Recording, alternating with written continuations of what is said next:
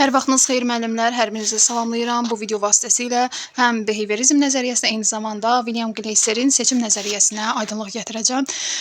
Deməli, behavioristlər uşaqlara yəni necə yanaşırdılar? Yəni bu nəzəriyyənin əsas mahiyyəti nədən ibarətdir? Diqqətli olaq.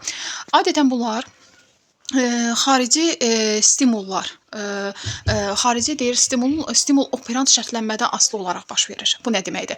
Xarici stimul o deməkdir ki, uşağın göstərdiyi davranışa görə o ya cəzalana bilər, ya da mükafatlana bilər.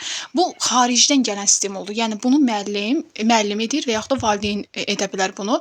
Bunlar xaricdir. Müəllim və yaxud da valideyn xaricidir və xaricdən gələn stimullara əsasən uşaqların davranışını tənzimləmək olar. Xaric müəllimdir. Müəllim uşağa cəza da verə bilər, müəllim uşağı mükafatlandıra da bilər və bu zaman demək əslində uşağın davranışı ona olan bir cavabdır.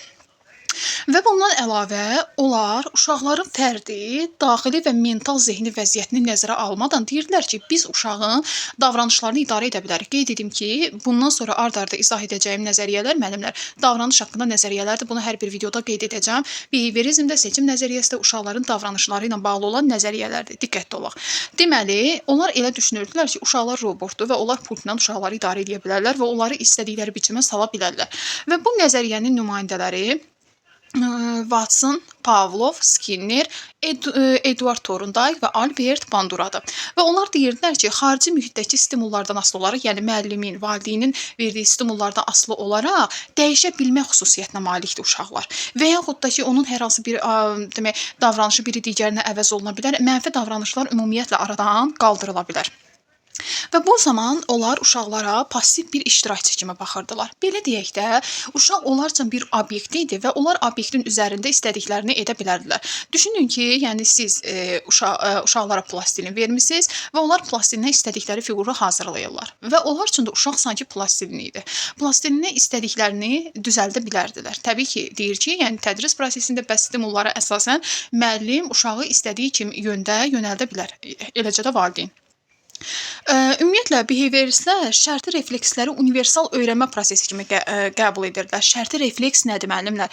Şərti refleks kənar stimullara verilən reaksiyadır. Yəni, kənar stimul nə dedik? Müəllimin, valideynin uşağa verdiyi cəza və yaxud da mükafatdır və bu mükafatın nəticəsi olaraq uşağa mükafat verilib, əgər arzu olunan davranışdırsa, uşaq bunu dəfələrlə edirsə, bu şərti refleksdir.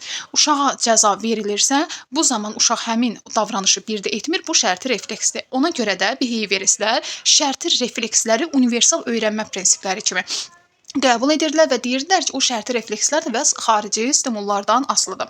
Dəyərli müəllimlər, və bundan əlavə onlar qeyd edirlər ki, insan bioloji varlıq olaraq elə proqramlaşdırılmışdır ki, müəyyən kənar stimullara cavab verir. Bəs onların əslində bu deməyi, bu yöndən yanaşmaları, şərti refleks tərəfdən yanaşmaları təsadüfi deyildi. Bu klassik bir düşüncə idi, klassik bir yanaşma idi və deyirdilər ki, uşaqlar məktəb mühitindəki ən gözə çarpan nümunələrdən biri ola bilər ki, uşaq auditoriya qarşısına çıxış etməkdə, məsələn, yəni hansı hallarda, yəni müəllim bu gücləndiriciləri və eyni zamanda belə deyək ki, yəni cəzanı tətbiq edə bilər. Xarici stimulları ötürə bilər uşaqlara. Uşaq ola bilər ki, auditoriya qarşısında utanır, danışmaq istəmir, həyəcan keçirdir. Ola bilər ki, yəni məktəbə qarşı uşağın fobiyası var, getmək istəmir, oxumaq istəmir və belə yəni mükafatlarla sanki uşaqları yəni belə qeyd eləyək ki, hər birimizin təbiətində var ki, yarışaq, qalib gələk və yaxud da ki, mükafat alaq. Yəni bu hər kəsi xoşbəxt edə bilən bir şeydir. Təbii ki, bu uşaqlarda da var. Hər şey uşaqlıqdan qoyulur da, demək olar ki, təməli və deyir ki, uşaqlara bu zaman onu tətbiq etmək olar. Yəni bu zaman uşaq tədris prosesində bu zaman onu tətbiq etmək olar. Behaviorizmin müəllimlər əsasını qoyub John Watson qoyub bunun əsasını. Və 20-ci əsrin əvvəlində psixologiyada geniş yayılmış, baxın, təhsildə yox, psixologiyada geniş yayılmış öyrənmə nəzəriyyəsidir.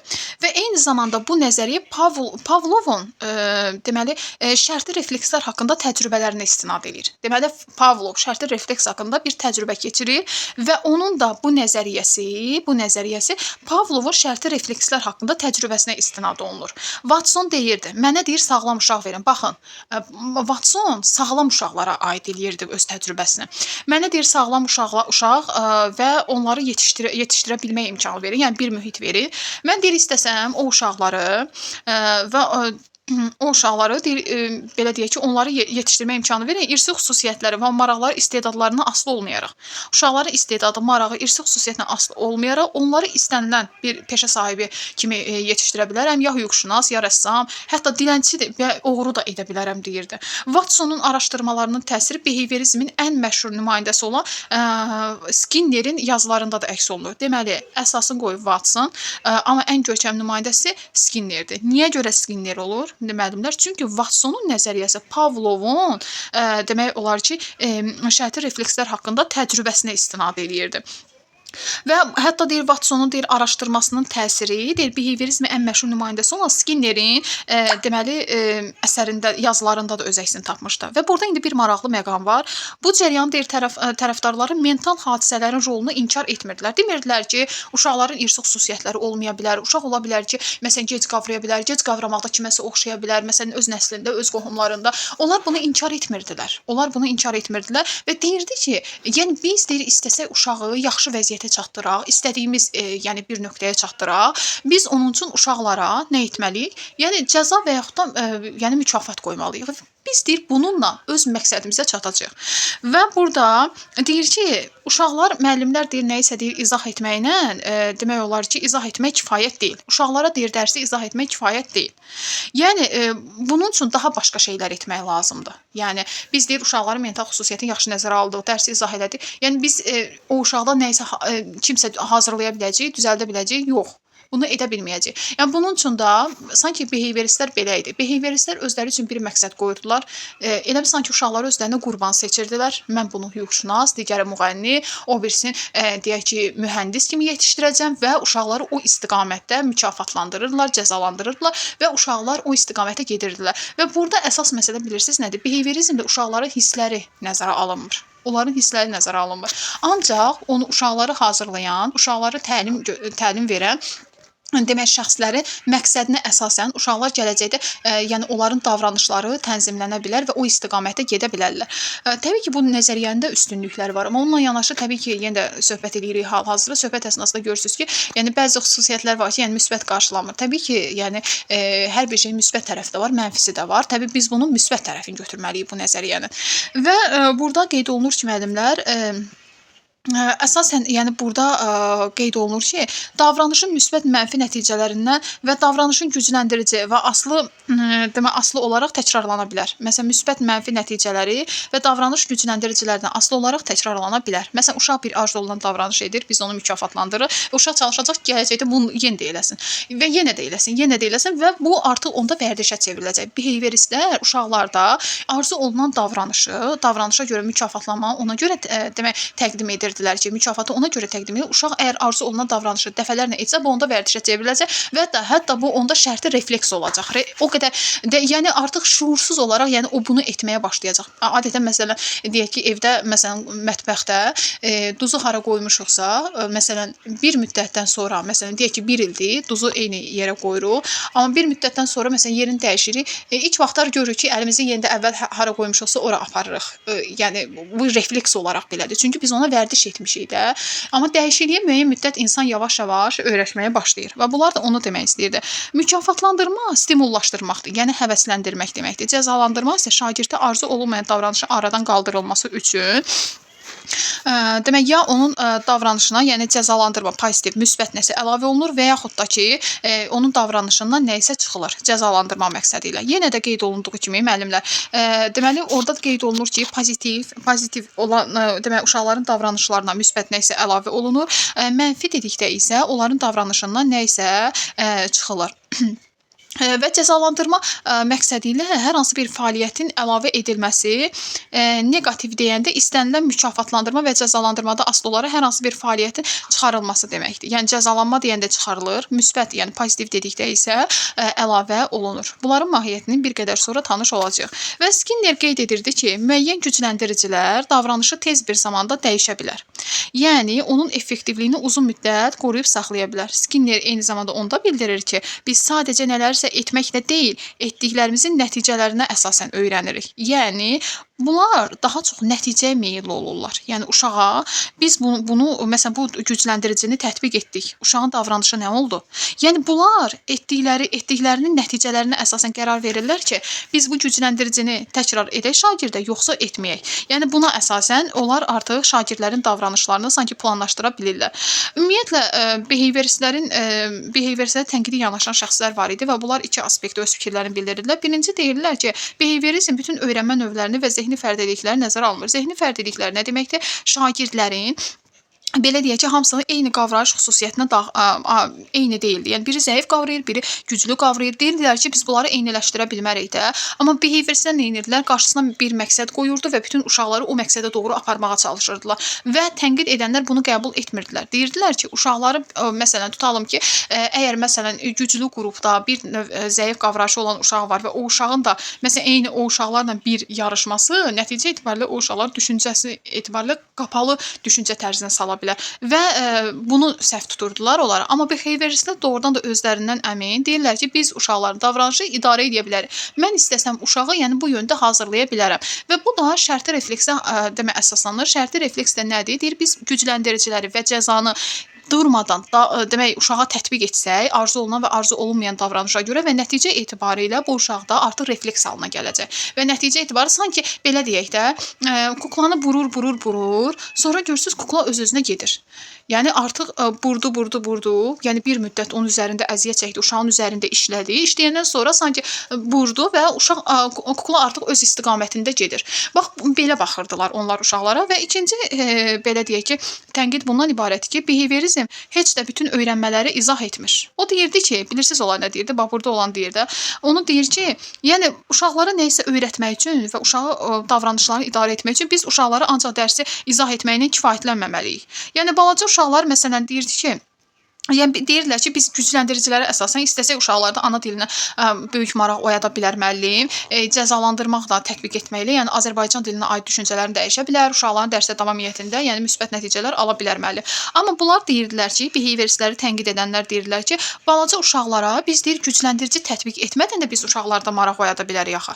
Düz deyirdilər əslində. Oyunlar etməklə, filan xüsusiyyətlərlə uşaqları belə qeyd eləyək ki, demək öyrənməyə dəvət edə bilərlər. Amma behaviorist deyirdi ki, yox, biz cəza və yaxud da mükafat verməliyik ki, istədiyim kimi mən öz şagirdimi istədiyim kimi görüm qarşımda. Amma bunlar deyirlər ki, sən əlini cibə salmadan, mükafat vermədən də uşağa, sən uşağın demək olar ki, yeni söz birləşmələrini öyrədə bilərsən. Və s. Baxın, belə deməli birinci oldu ki, uşaqların öyrənmə demək növlərini və eyni zamanda zehni fərdilikləri nəzərə alma. Amma burada da yuxarıda nə demişdik? Yuxarıda onu demişdik ki, uşaqların fərdi, daxili və mental zehni vəziyyətini nəzərə almırlar onlar. Onlara da səhv tutanlar bax bunu deyir. Deyir ki, siz onu nəzərə almırsınız və bu böyük yanlışdır. Amma təbii ki, yenə də behaviorizm nəzəriyyəsində müsbət yönləri var. Doğrudan da yəni bunu heç inkar etməyək. Diqqətli olaq dəyərli müəllimlər. Baxın, deməli operant şərtlənmə nəzəriyyəsi adlanır. Bu nəzəriyyənin adı behaviorizm nəzəriyyəsi, operant şərtlənmə nəzəriyyəsi adlanır. İndi gəlin baxaq bu cədvələ. Cədvəldə qeyd olunur ki, baxın, pozitiv gücləndirici. Pozitiv gücləndirici nə deməkdir? Burada artıq üstə gəl deməkdir. Üstə gəl deməkdir. Pozitiv cəzalandırma nə deməkdir? Burada yenə də bu da yenə də üstə gəl deməkdir. Negativ gücləndirici çıxaq işarəsi, negativ cəzalandırma çıxaq işarəsi. Deməli, güclü, belə deyək də, indi gəlin buna riyazi baxımdan baxaq. Necə baxaq? Deməli, pozitiv nə dedik? Dedik ki, pozitiv gücləndirici demək müsbət bir davranışdır. Yəni, uşağın arzu olunan davranışı nəticəsində verilən hər hansı bir, uşağın pozitiv davranışı nəticəsində verilən hər hansı bir mükafatdır. Məsələn, baxın, deyək ki, tapşırıqları məsuliyyətlə yerinə yetirib şagird. Bu demək arzu olunan davranışdır və şagirdi müəllim tərifləyir, şagirdin fəaliyyətinə nəsə əlavə etdi. Sonra arzu olunan davranışa görə şagirdin valideynlərinə pozitiv məzmunlu məktub göndərə bilər, zəng edə bilər və s. Bunun uşağın arzu olunan yaxşı davranışına görə müəllim uşağa valideyninə mesaj göndərdi. Təşəkkürnamə kimi və s. Aktiv demək şagirdlərin potensialını reallaşdırmaq üçün onlara məsuliyyət və öhdəlik verdi. Dedi ki, hə, sən bu işi icra elə. Uşağın potensialını nəzərə alaraq. Yarım ilin sonunda akademik nailiyyətləri, sosial bacarıqları yüksək olan şagirdləri təltif etmək, müəllim sertifikat verə bilər, fəxri fərman verə bilər və s. Görürsüz, əlavə elədi. Uşağın gözəl davranışına görə, arzu olunan davranışına görə onun fəaliyyətini qiymətləndirdi müəllim. Şagird uğur qazandığı zaman kiçik hədiyyə vermək. uşaqlara kiçik hədiyyələr vermək, ola bilər mənim burada birdən konfet də verə bilər, ola bilsin ki, hər hansı bir qələm də verə bilər və s. Uşaq görür ki, əziyyəti boşuna getmədi və gələn dəfə də çalışacaq ki, eyni davranışı deməli sərgiləyə bilsin. Deməli müəllimlər, indi gəlin diqqət eləyək. Deməli burada pozitiv gücləndirici bax budur. Birinci də bu idi. Yəni uşağın belə deyək yaxşı davranışına görə əlavə olundu. Bu da nəyə görə? Arzu olunan davranışına görə. Müsbəti müsbətə vuranda riyaziyyatda müsbət elədir. Gördüyümüz kimi, yəni demək pozitiv gücləndirici nə zaman tətbiq olunur? O zaman tətbiq olunur ki, uşaq arzu olunan bir davranış edirsə, uşağı belə deyək mükafatlandırma məqsədi ilə. İndi gəlin görək pozitiv cəzalandırma nədir? Pozitiv cəzalandırma isə bunun əksi olaraq arzu olunmayan davranışı sərgiləməyə görə olur. Və bu arzu olunmayan davranışı sərgilədiyinə görə uşağın fəaliyyətində olmayan bir şeyi uşağın fəaliyyətinə əlavə edilməsidir. Baxın, şagird sinif qaydalarına əməl etmədiyi halda şagirdə tənəffüsdə qaydaları oxutdurmaq. Baxın, əslində uşaq tənəffüsə çıxmalıdır da, bu uşağın haqqıdır. Amma müəllim nə etdi? Baxın, burada bu mənfi davranışa görə bunu əlavə etdi uşağın davranışına. Gördünüzmü? Deməli, bu halda nə olacaq? Müsbəti mənfiyə vuranda nə alınır riyaziyyatda? Mənfi. Deməli, indi gəlin digərlərinə baxaq. Davamlı olaraq dərsə gecikdiyi halda valideyninə zəng etmək. Əslində müəllim onun uşağın valideyninə zəng etməzdi. Amma arzu olunmayan davranışa. Baxın, zəng etmək burada da ola bilər. Digərində arzu olunan da hansı ki burada, bircə dəqiqə, burada da ola bilərdi. Amma burada olmadı. Niyə? Çünki müəllimlər, burada uşaq arzu olunan müsbət bir davranış sərgiləmişdi və ona görə müəllim də, yəni mesaj və yaxud da zəng edə bilir. Amma burada isə uşaq arzu olunmayan bir davranış sərgiləyir, çünki hər dəfə dərsə gecikir və buna görə də valideynlə əlaqə saxlayır müəllim. Ev tapşırığını vaxtında təhvil vermədikdə, dərsdən sonra sinifdə saxlayıb ev tapşırığını etdirmək. Əslində uşaq dərs vaxtı bitibsə evə getməlidir, elə deyilmi? Amma uşaq bunu etmir. Ev tapşırığın belə deyək ki, vaxtında təhvil vermir. Axı bütün uşaqlar öyrəndilər, yazdılar. Onlar öyrəndilər. Əgər bu uşaq vaxtında təhvil verməyibsə, deməli müəllim gözləməlidir ki, uşaq tapşırığı vaxtında təhvil versin və ondan sonra evə getsin. Və müəllim nə edir? Onun fəaliyyətinə əlavə edir. Dərs vaxtı bitib, hamı gedib evə. Onun fəaliyyətinə əlavə edir ki, yox, sən oturmalısan sinifdə, tapşırıqları yazmalısan. İndi baxın müəllimlər, digər nümunəyə. Məktəb dəhlizinin divarlarında yazan şagirdə dərsdən sonra qalaraq onları təmizləməyə tapşırır. Məsələn, uşaq məktəb dəhlizindəki divarları yazır. Bu nədir? Bu doğrudan da arzu olunmayan davranışdır. Evdə də uşaq eləsə valideyn buna dözməzdir, elə deyilmi?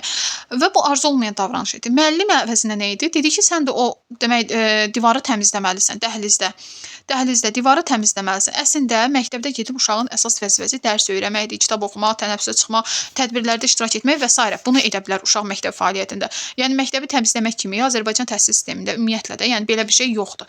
Amma öz tökdüyünü təmizləyə bilər. Yəni o təmizləmək sanki yəni müəllim bundan cəzalandırır uşağı və bu da olur pozitiv cəzalandırma. Uşaq əslində yəni nə divar silməlidir, nə yer silməlidir də. Amma təbii ki, bunu özü edibsə müəllim bunu sevərək uşağın fəaliyyətinə əlavə etmiş olur. Neqativ gücləndirici müəllimlər nə deməkdir? Belə qeyd eləyək ki, arzu olunan davranışı gücləndirmək üçün nəsə güzəştə gedilir, yəni çıxılır.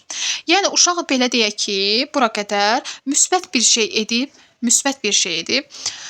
və müsbət bir şey etdiyinə görə müəllim də nə edir? Bunu onun davranışından çıxır.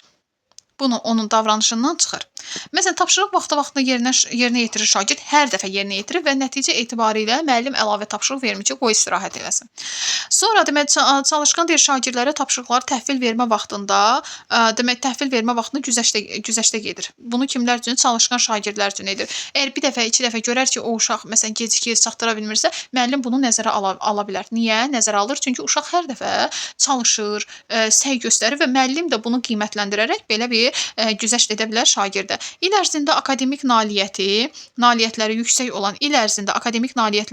olan şagirdi yay tətilindən dəki tapşırıqlardan azad etmək. Müəllimlər bilirsiniz ki, bir çox hallarda yay tətilində tapşırıqlar verirlər və uşaqlar da il ərzində nailiyyəti əgər yüksəkdirsə, təbii ki, əziyyət çəkib oxuyubsa, indi yay tətili keçirmək onun haqqıdır deyib tapşırıq vermir. Deməli, digər uşaqlara tapşırıq versə də, amma o şagirdinə tapşırıq vermir. Arzu olunan davranışı sərgiləyən şagirdi sevmədiyi tədbirdən azad etmək. Müəllim başa düşür.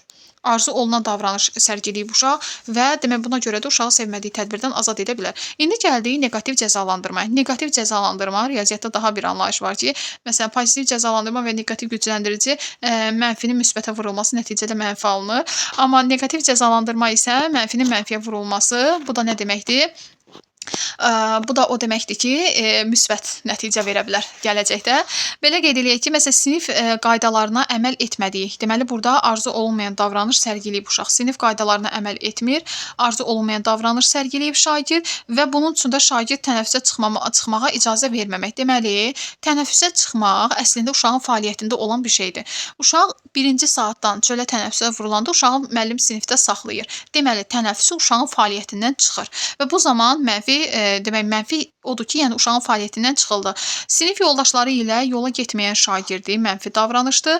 Yola getməyən şagirdi ekskursiyaya getməkdən azad etmək. Deməli, bütün uşaqlar gedəcək, amma bu uşağı qoymur. Bir növ bilirsiniz burada nə var? Bərabər imkanlar yəni xüsusiyyəti var da, bərabər imkanlı olma. Yəni hamı eyni şeyi edəcək, amma bir uşağa məsələn tərif və mükafat vermək, bir uşağa belə deyək ki, məsələn tənəffüsə çıxmağa qoymamaq, bir uşağı digərlərinə arzu olunmayan və yaxud da bir neçə uşağa, yəni şagird fəaliyyətində olan bir şeyi çıxmağa və şagird fəaliyyətində olmayan bir şey əlavə etmək artıq yəni behavioristlər yəni bunu nəzərdə tuturdular da belə deyək.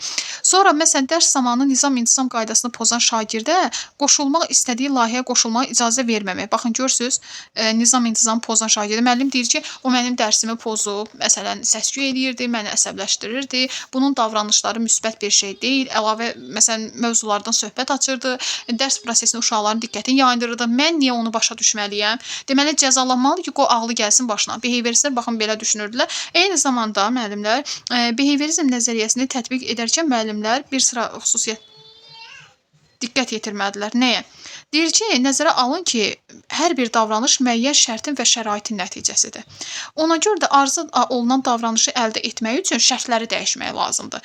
Yəni, müəllim bilməlidir ki, uşağın göstərdiyi davranış hər hansı bir şərti şəraitin nəticəsi olduğuna görə müəllim əgər arzu olunan davranış istəyirsə, şərtləri dəyişməlidir. Məsələn, cəzalandırma və mükafat kimi bir, belə deyək ki, bir anlayış yaratmalıdır uşaqların beynində. Təkrar demək edilməyini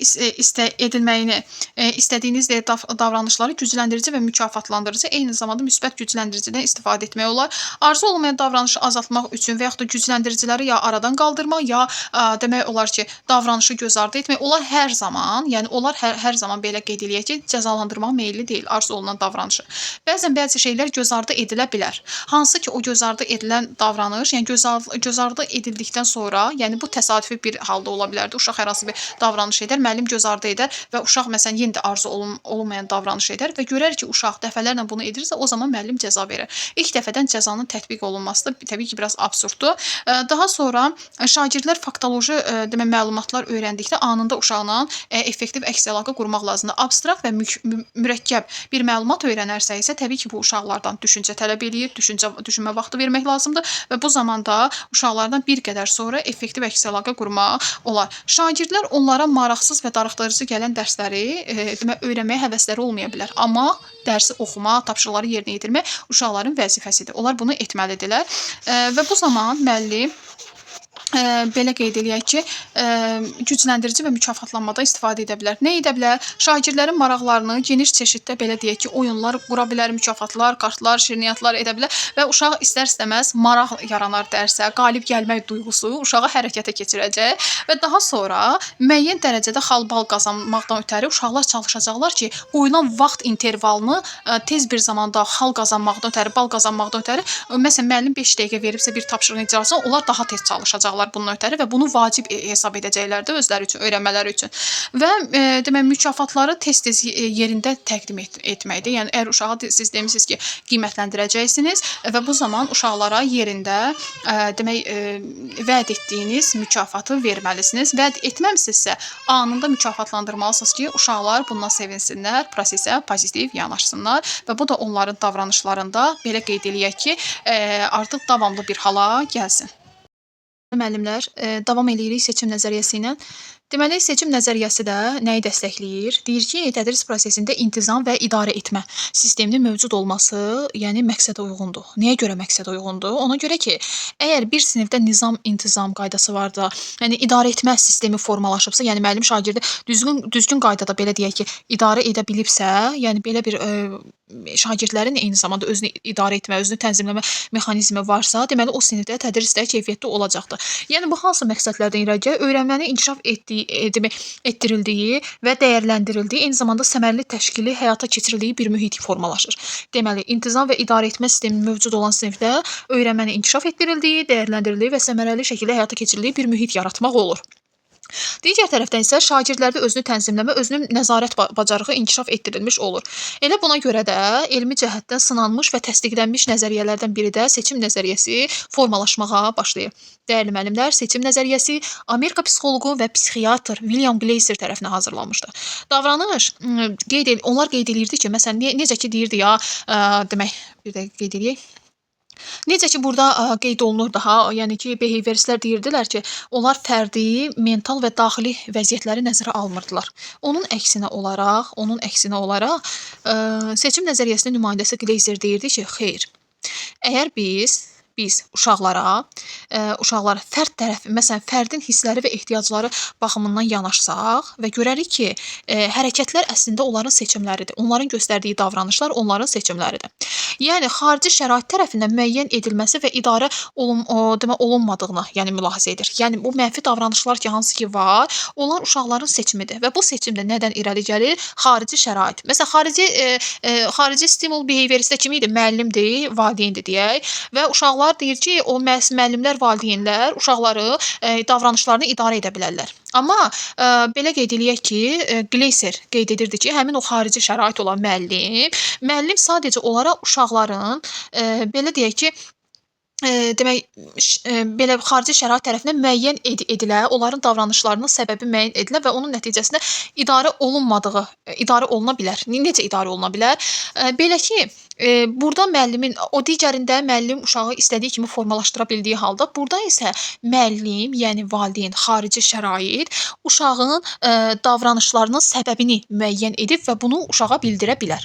Sanki bununla bağlı uşağı tanış edir. Və bu uşaq müəllim bunu etdikdən sonra artıq uşaq özü şuurlu şəkildə başa düşür də, bu nəyin nəticəsində belə oldu və nəticə etibarilə, yəni burada görüldüyü kimi özünü nəzarət və tənzimləmə mexanizmi formalaşacaqdır uşaqla. Yəni müəllim bunu etməklə uşaqda sanki bir daxili dialoq yaranacaqdır ki, yəni özü öz hərəkətini safçürük edəcəkdir ki, düşünəcək ki, bu nədir, necədir və necə baş verib. Yəni müəllim, belə qeyd eləyək ki, əgər deyək ki, uşaqlar, məsələn, deyək ki, uşaq fərdi sosial, fiziki və mühitin tələblərinə necə cavab verəcəyini müəyyən etmək qüvvəsi daxilindən gəlir. Məsələn, uşağın fərdi sosial mühitin tələblərinə necə cavab verməsini müəyyən etmək uşağın daxili qüvvəsidir. Yəni uşaq özü onu deyir ki, yəni bu mühitdə mən necə davranacağam da, bunu uşağın içindən gəlir, belə deyək.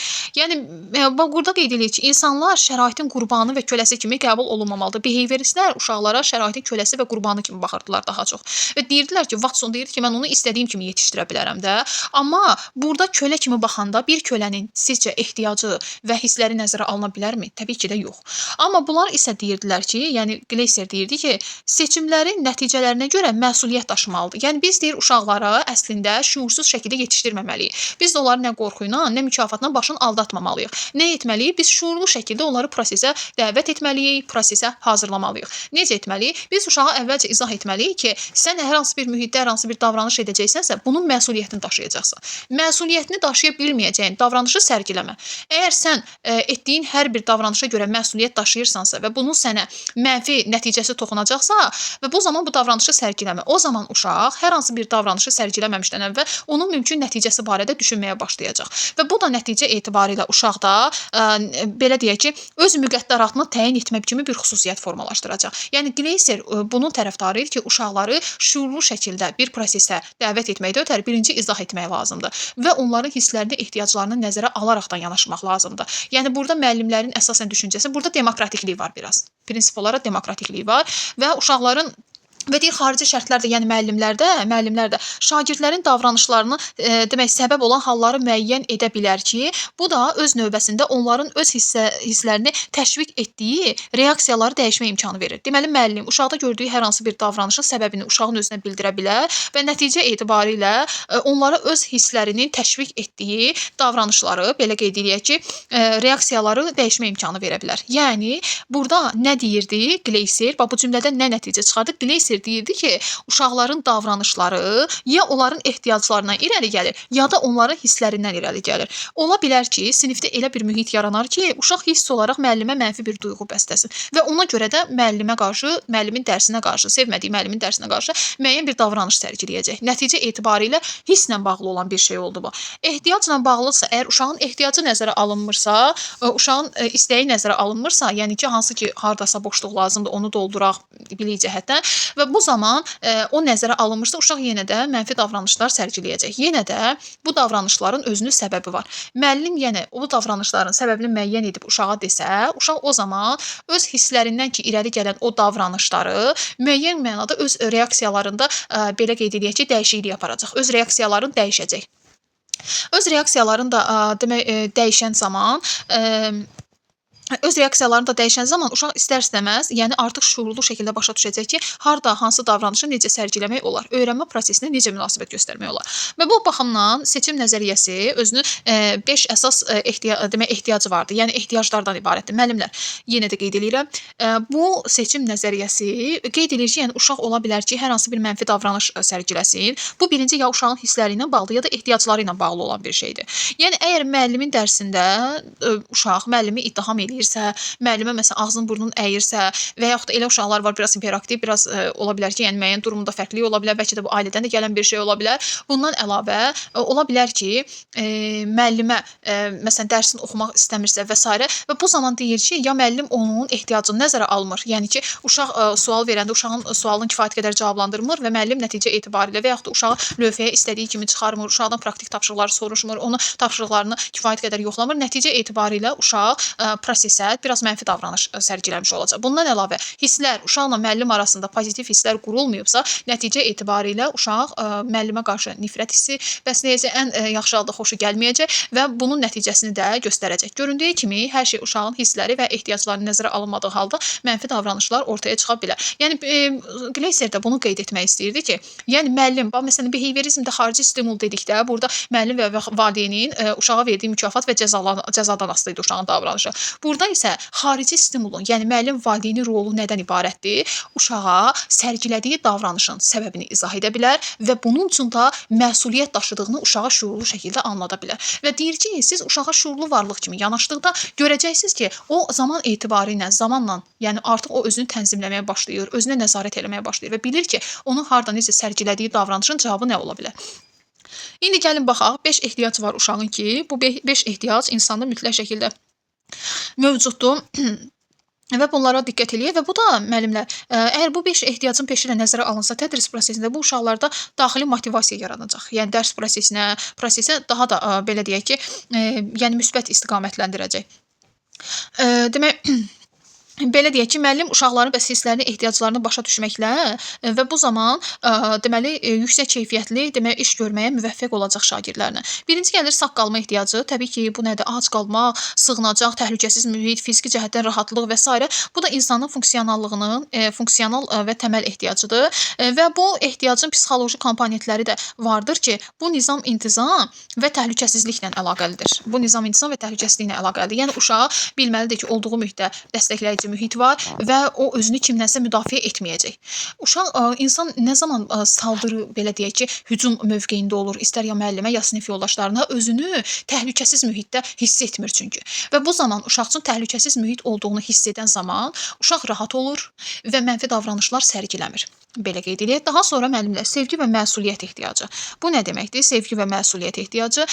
Yəni seçim nəzəriyyəsinə görə uşaqlar adətən, yəni bu belədir ki, şagirdlə müəllimlər arasında münasibət münasibətlərin qurulması vacibdir. Deməli, sevgi və məsuliyyət ehtiyacının əsasını təşkil edir nə? Şagirdlə müəllimlər arasında münasibətin qurulması. Şagirdlə müəllimlər arasında münasibətin pozitiv qurulmasını təmin edən ehtiyac hansıdır? Sevgi və məsuliyyət ehtiyacı. Müəllimlər dəstəkləyici mühit yaranmasını tələb edən, təmin olunmasını tələb edən ehtiyac hansıdır? Sağ qalma ehtiyacı.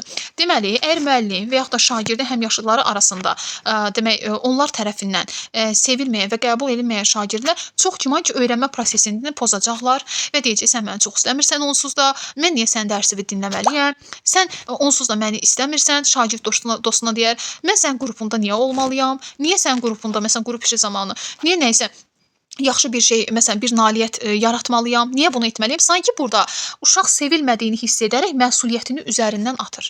Uşaq düşünür ki, sevilərsə o məsuliyyət də götürər. Doğrudan da belədir. Uşaqlar nə zaman dərsi həvəslə yerinə yetirirlər, məsuliyyətlə yerinə yetirirlər? Müəllim tərəfindən sevildikdə, olduğu mühitdə şagird dostları tərəfindən sevildikdə, əsla mühakimə edilmədikdə, əsla qınanmadıqda, yəni sevgi olan bir mühitdə. O deməkdir ki, valideynlərimiz də bizi sevir, elə deyilmi? Amma məsələn, onlar yeri gələndə indi də biz öz övladlarımızı da danlayırıq.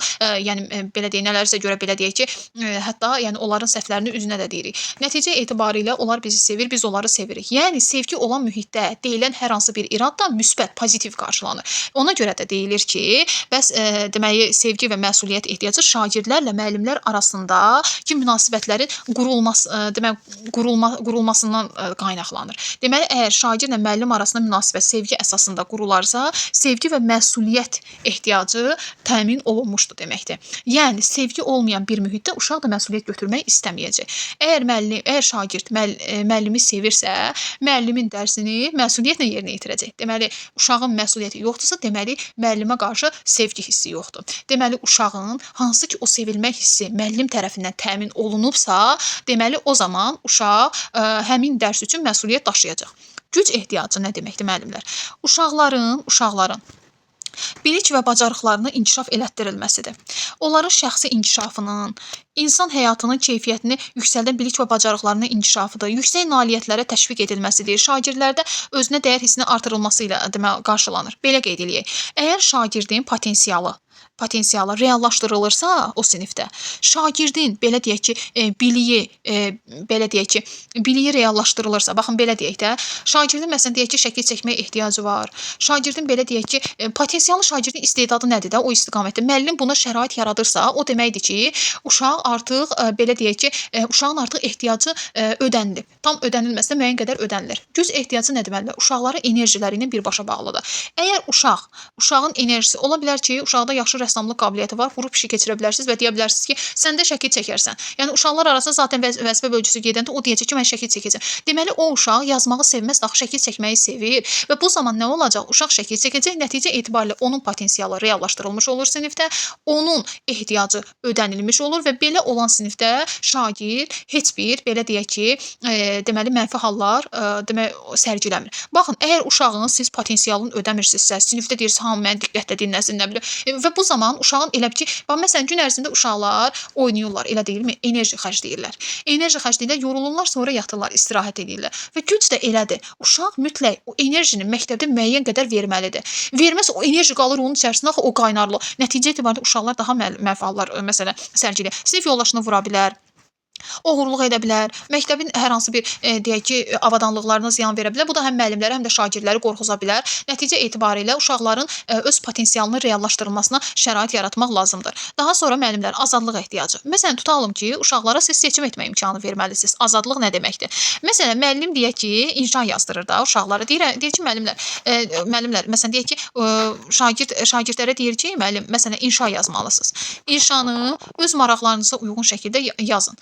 Və uşaqlar mövzunu özləri seçirlər və bu zaman nə olur? Müəllim uşaqlara seçim imkanı verir. Sonra ədəbiyyatdan sinifdən xaric oxu verirsiniz, deyək. Sinifdən xaric oxuda müəllim məsələn deyə bilərsiniz ki, sinifdən xaric oxuda istədiyiniz mövzunu götürüb oxuyun. Yəni uşaqlar hərəsi biri şeir öyrənə bilər, biri mətn öyrənə bilər. Yəni nə oldu? Nəticə etibarilə siz onlara seçim imkanı verdiniz. Daha sonra müəllimlər ola bilər ki, uşaqların akademik və sosial inkişafı ilə bağlı sahələr və məsələlər haqqında seçim etmək imkanı, demək seçim etmə imkanı yaratmaqdır. Bundan əlavə müəllimlər, məsələn, sinif üçün qaydalar müəyyən edirsiniz ki, uşaqlar bu qaydalara əməl etmək lazımdır. Ola bilər 20 dənə qayda vermisiniz və uşaqlar ondan 3-ünü seçməlidirlər və öz aralarında müzakirə apararaq, deməli, hər biri məsələn deyə bilər ki, məsələn, filan qayda bizim üçün daha effektivdir, bizim ən çox bu qaydanı tətbiq etməyə tətbiq etməyə ehtiyacımız var ki, biz özümüzdə olan mənfi halları aradan qaldıraq. Yəni şuurlu olaraq biz uşaqları belə deyək, behavioristlər uşaqları üzr istəyirəm ifadə adam yerinə qoymadıqları halda, amma